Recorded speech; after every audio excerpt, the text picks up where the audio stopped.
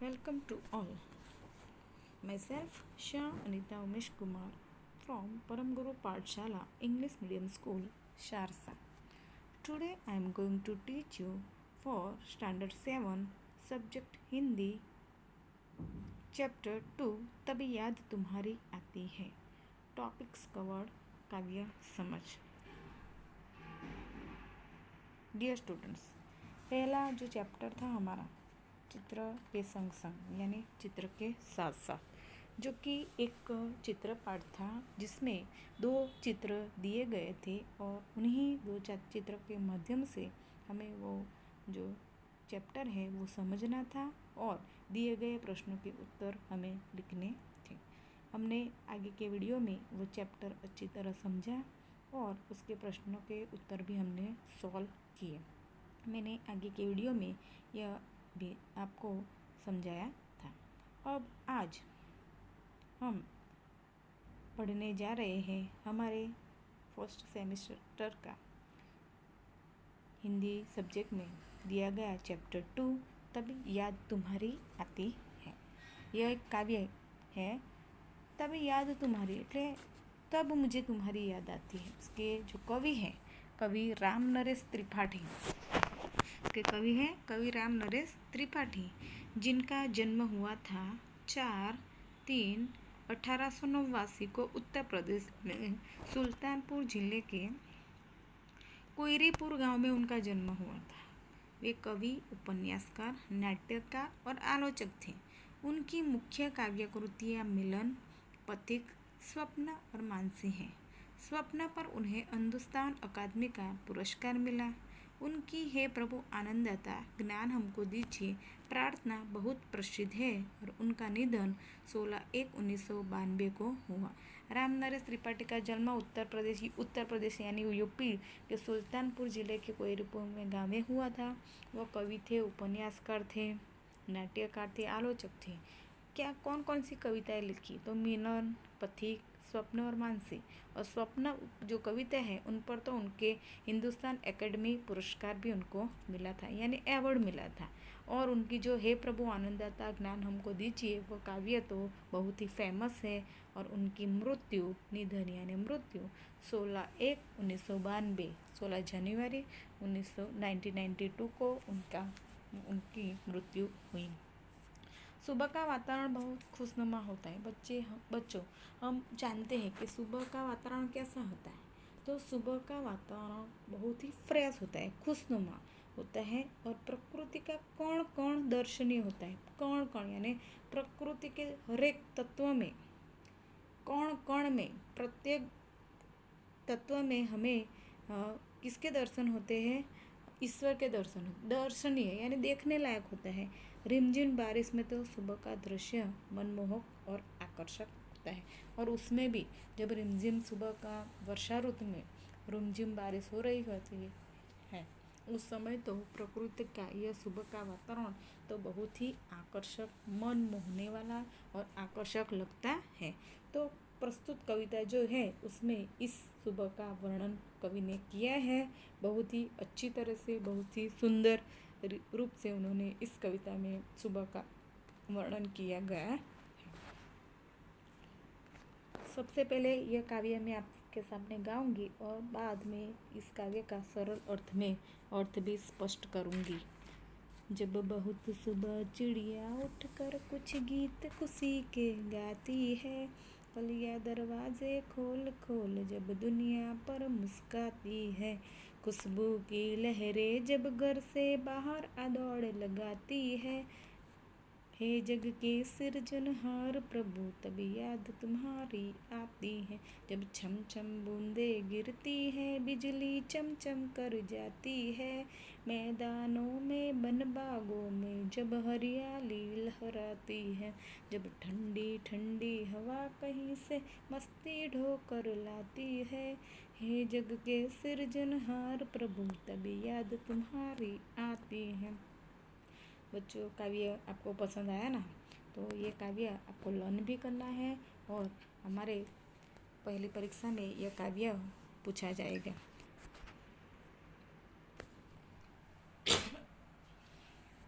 जब बहुत, अब इसका सरल अर्थ में, जब बहुत सुबह चिड़िया उठकर, जब बहुत सुबह चिड़िया उठकर, बहुत सुबह એટલે बहुत सुबह यानी सवेरा, भोर जिसके कहते हैं कि बहुत सुबह जल्दी उठकर चिड़िया चहचहाने लगती हैं। बच्चों कभी समय मिले जीवन में तो 4 बजे या 5 बजे उठकर सुनना चिड़ियों की, पक्षियों की आवाज़, अलग अलग आवाज़ आपको सुनने को मिलेगी। तो इस कविता में कवि कह रहे हैं कि बहुत सुबह चिड़िया उठकर कुछ गीत खुशी के गाती है, वो चहचहाती है। तो कवि को ऐसा लग रहा है मानो कि वह खुशी के गीत गा रही है। कलियां दरवाजे खोल खोल जब दुनिया पर मुस्काती है। कलियां, रात को जो कली होती है वह कलियां अपनी दरवाजे यानी पंखुड़ियाँ, अपनी जो पंखुड़ियाँ होती है उसे खोल कर जब दुनिया पर वो फूल बनती है, फूल बनकर जब दुनिया पर फूल बनती है तो ऐसा लग रहा होता है कि मानो वह दुनिया पर क्या कर रही है, मुस्कुरा रही है। तो कवि कहते हैं कि जब बहुत सुबह चिड़िया उठकर कुछ गीत खुशी के गाती हैं, कलियां भी अपने पंखुड़ियों को खोल कर जब दुनिया पर मुस्कुराने लगती हैं। खुशबू की लहरें जब घर से बाहर आ दौड़ लगाती है, यानी खुशबू की लहर, खुशबू जब हवा का झोंका बनकर अपनी फूलों से निकलकर जब चारों ओर फैलने लगती है। हे जग के सृजनहार प्रभु तब याद तुम्हारी, तब हे सृष्टि के रचने वाले, करने वाले, सृजनहार यानी सृष्टि के रचना करने वाले, हे प्रभु यह सब देखकर मुझे तुम्हारी याद आती। जब छम छम बूंदे गिरती है बिजली चमचम कर जाती। कवि कहते हैं कि वर्षा ऋतु में जब छम छम करके वर्षा की बूंदें गिरती हैं और बिजली चम चम कर बिजली चमकती है, जब मैदानों में, बनों में, बागों में, बन यानी जंगल और बाग यानी बगीचा, उपवन जिसे कहते हैं, गार्डन जिसे कहते हैं, जब हरियाली लहराती है। कवि कहते हैं कि वर्षा ऋतु में जब छमछम बूंदें गिरती हैं, बिजली भी चमचम करती चमकती है, जब मैदानों में, बनों में, बागों में जब हरियाली लहराती है, जब ठंडी ठंडी हवा कहीं से मस्ती ढोकर लाती है। कवि कहते हैं कि इस सुबह के वातावरण में जब ठंडी ठंडी हवा पता नहीं कहाँ से अपने साथ ढेर सारी मस्ती उठाकर ले आती है, यह सब देखकर हे जग के सृजनहार प्रभु मुझे तुम्हारी याद आती है। हे सृष्टि के रचना करने वाले, यह सब देखकर मुझे तुम्हारी बहुत याद आती है। इस तरह कवि राम नरेश त्रिपाठी प्रकृति के सुंदर रूपों में सुबह के ताजगी भरे दृश्य उन्हें बड़े प्यारे लगते हैं और वर्षा का मौसम तो उन्हें बहुत ही सुहावना लगता है। प्रकृति के इन मनोहर रूपों की रचना किसने की है? तो इन रूपों की रचना तो ईश्वर ने की है। इसलिए यह सब देखकर कवि को एक महान कलाकार के रूप में ईश्वर की याद आती है। यही इस कविता का मूल भावार्थ है। ये कवि इस काव्य में यही हमें कहना चाहते हैं कि तब मुझे यह सुंदर प्रकृति का रूप देखकर हे प्रभु, हे सृष्टि की रचना करने वाले, तब मुझे तुम्हारी याद आती है। काव्य आप सबको समझ में आ गया होगा। अब हम काव्य के कुछ शब्दार्थ देखेंगे। शब्दार्थ: चिड़िया, चिड़िया यानी पंछी, पक्षी, जिसे इंग्लिश में हम बर्ड्स भी कहते हैं। लहर यानी तरंग, झोंका, हवा का झोंका, लहर, विंग्स। और सृजनहार यानी सृष्टि की रचना करने वाले प्रभु, गॉड, जिसने सृष्टि की, समस्त जगत की जिसने रचना करने वाले हैं, जिसे प्रभु भी हम कहते हैं। हरियाली यानी हरा भरा, चारों तरफ हरियाली होती है ना, उसे हरा भरा भी कहते हैं। ढोना यानी बोझ उठाना।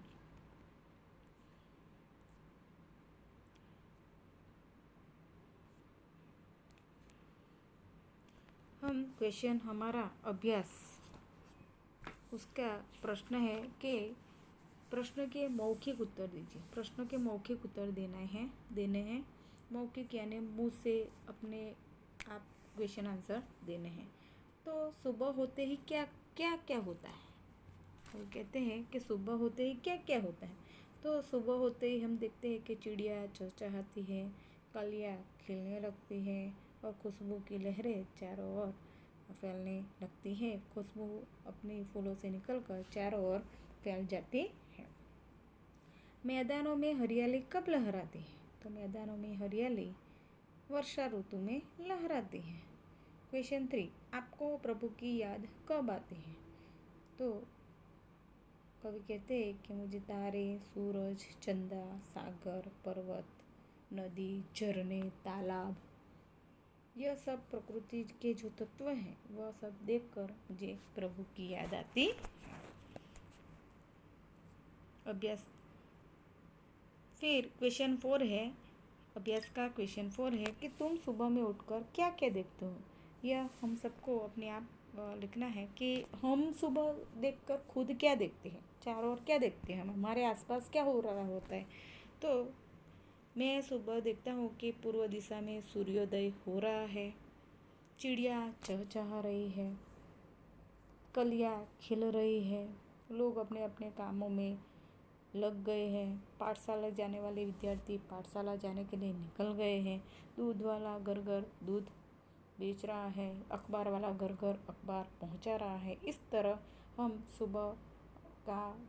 सुबह में यह सब होता हुआ दिखते हैं।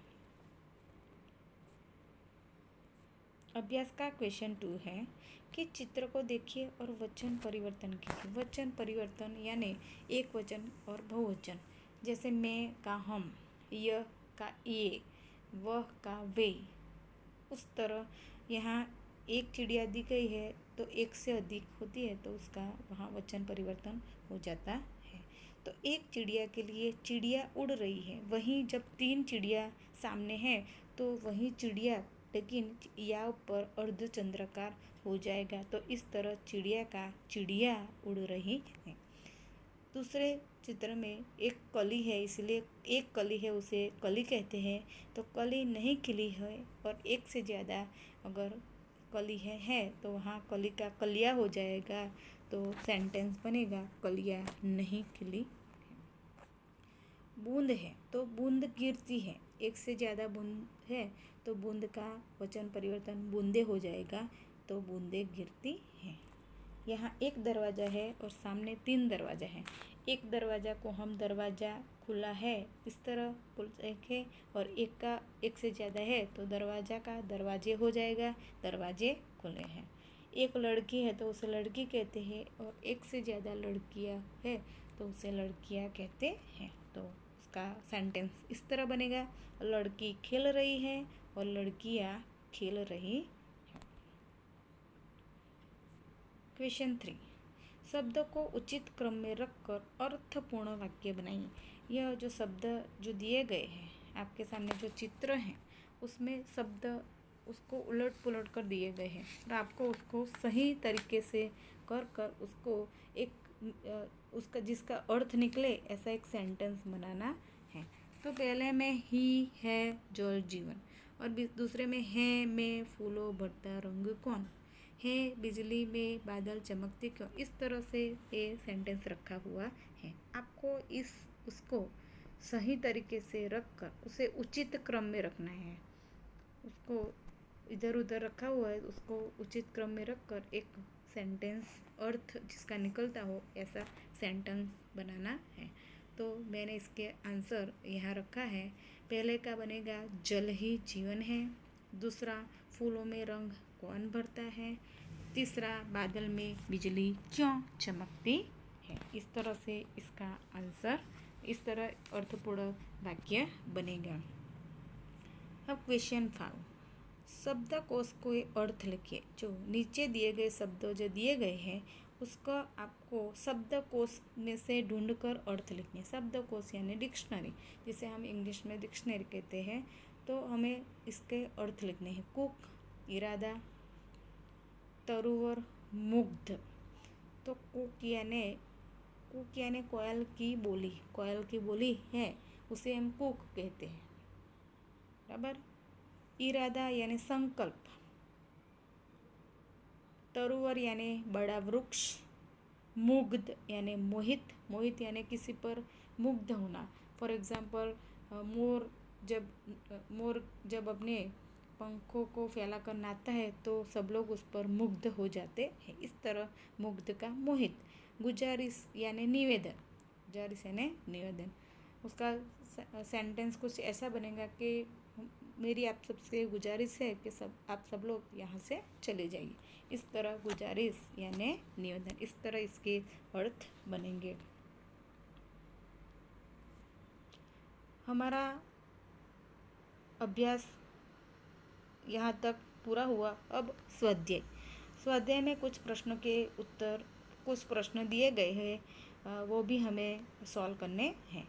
तो प्रश्न 1, निम्नलिखित प्रश्नों के उत्तर दीजिए।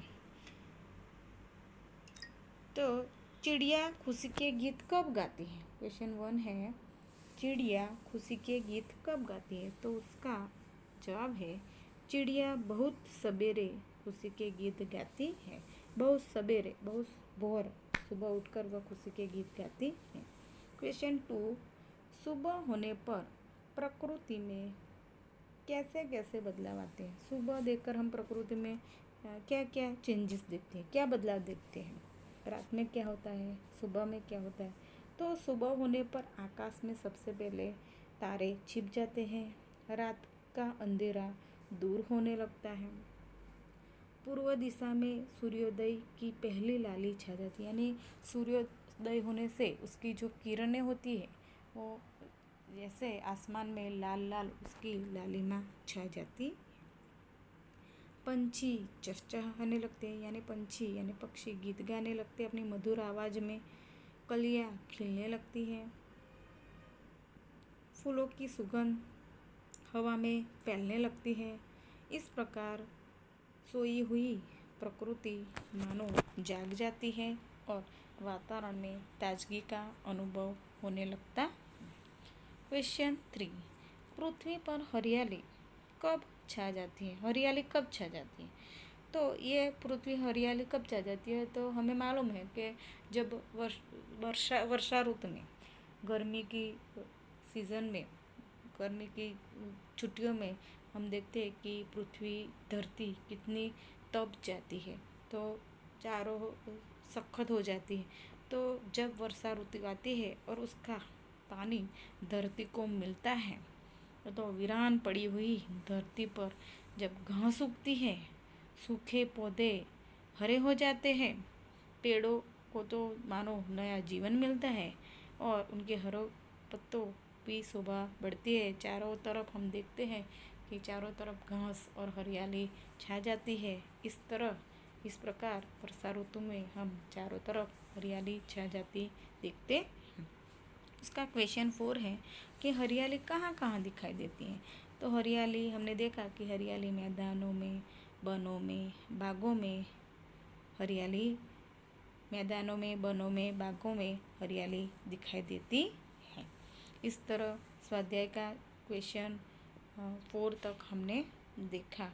तो यह स्वाध्याय तक को अपनी अपनी नोटबुक में लिखना होगा। बच्चों, आज जो कविता मैंने पढ़ाई, मुझे आशा है कि इस कविता का जो भावार्थ है और उसकी एक्सरसाइज में मैंने अच्छी तरह से एक्सप्लेन किया आपके सामने, तो मुझे आशा है कि ये कविता और उसका सरल अर्थ आपको समझ में आ गई होगी और उसकी एक्सरसाइज जो करवाई है वो भी आपको समझ में आ गई होगी। तो आप सबको ये एक्सरसाइज अपनी नोटबुक में लिखना है और यह जो कविता है तभी याद तुम्हारी आती है, कवि रामनरेश त्रिपाठी की यह कविता भी आप सबको बहुत ही अच्छी तरह से लर्न करनी है, क्योंकि इस जो पहला हमारा टेस्ट होगा इसमें यह कविता एक मुख्य पाठ के रूप में पूछी जाएगी। तो you have to learn this poem. I hope you understood this poem. Thank you very much.